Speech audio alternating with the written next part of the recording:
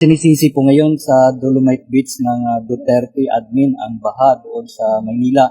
Sangayon po ba kayo, Tito Ma'am, na dapat masagutin ng gobyerno kung nasaan ang 5,500 plus flood control project? Dahil ngayon ay lubog din sa baha ang iba pang lugar sa Pilipinas. Oo. Dapat kasi ang gobyerno, kapag merong reklamo o merong mali silang nakikita, hindi sila nagtuturo ng ibang tao. Ang gagawin nila ay sasabihin nila sa mga tao. Ang gagawa namin ng paraan na hindi na babaha dyan sa lugar ninyo kapag merong malakas na ulan o merong bagyo.